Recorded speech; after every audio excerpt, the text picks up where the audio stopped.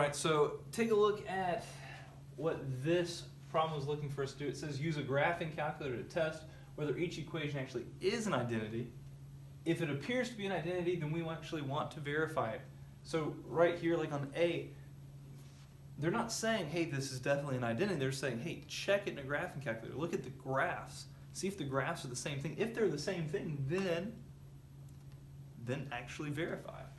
If it's not, find a value for which both sides are defined but not equal. All right, so if it's not actually an identity, we want to essentially show it's not an identity.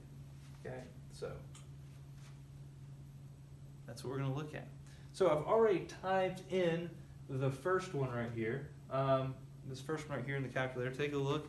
Notice how I typed this in the calculator. A lot of little interesting things, making sure we have parentheses in the right place to make sure that it is indeed seeing what we want it to see. So you can pause that to make sure, look, that's what we were trying to deal with in the first place. That is what I typed in for the first ones on A. So when I graph this, let's watch it. First one's graphed in blue. Okay. There's our blue graph. And there's our red graph. There's the other one. There's the other side of our equation. Not the same thing. Clearly not the same thing. Okay, so that means we want to find a value for which both sides are actually defined, but they're not equal. So looking over here, I'm looking at cosine and tangent. I want to think to myself, well, what is a value that cosine and tangent and all this stuff actually is going to be defined? So notice down here, tangent squared b, we don't want it to get out of 0 because we don't want to be dividing by 0. That'd be quite annoying. So let's think of a value here for tangent. We're not going to get out of 0. It might be, easy to work with. I'm thinking, how about pi over 4, right? Because pi over 4 is tangent of pi over 4 is 1. I think that's going to be decent to work with. Let's think if b is pi over 4, cosine of pi over 4 we know is root 2 over 2 plus 1 over tangent of pi over 4 we know is 1. 1 squared is still 1. So this is root 2 over 2 plus 1 on this side. Over here, cosine of pi over 4 we know is root 2 over 2. So I'll do this in a different color, root 2 over 2. Down here, secant of pi over 4. So think about, all right, secant is the reciprocal of cosine. So this is going to be 2 over root 2 plus 1. Okay? Now if we want to make sure these things aren't the same thing, type it in the old calculator. Root 2 over 2 plus 1.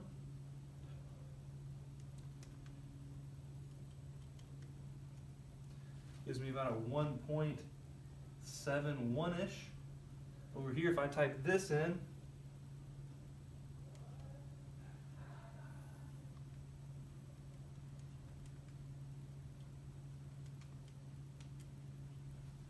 this whole thing comes out to be about 0.29.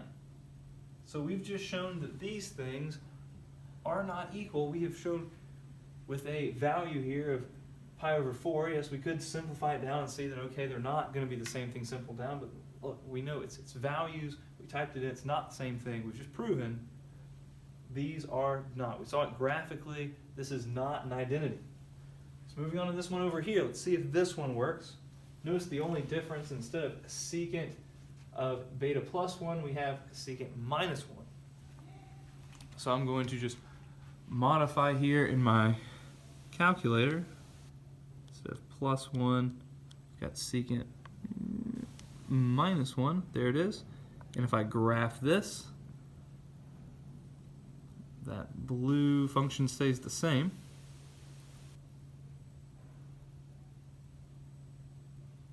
But then when it goes to graph the bottom one, look at that. It appears to be the same thing. So let's check it. if it's the same thing, then we can prove this identity. I see down here in the denominator secant of beta minus 1. It really is screaming at me to try to use a Pythagorean identity here. And so, as I've done many times before, I'm going to multiply the top and the bottom by secant plus 1.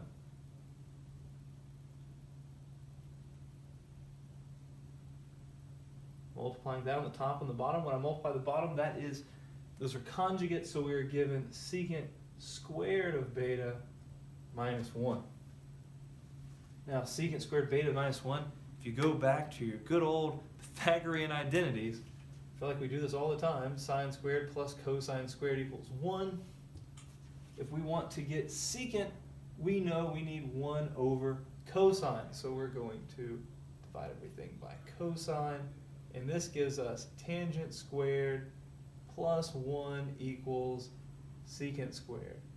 Use that, because if we just subtract 1, we get what we're dealing with. This is a tangent squared beta on the bottom. On the top, I have cosine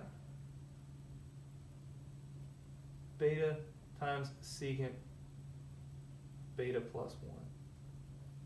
Notice we're dangerously close. We've got tangent squared beta on the bottom the same. We just need to get our numerator to look like that numerator. So if I realize what secant beta is, secant beta, that is 1 over cosine. So when I distribute this, when I distribute the cosine beta, cosine b times 1 over cosine b, that is 1. The cosines would cancel out right there to give me 1 plus cosine times 1 is cosine beta.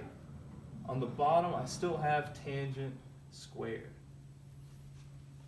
The only difference is a little commutative property work there. 1 plus cosine of beta is the same thing as cosine beta plus 1. So I rearrange that to get cosine beta plus 1 over tangent squared.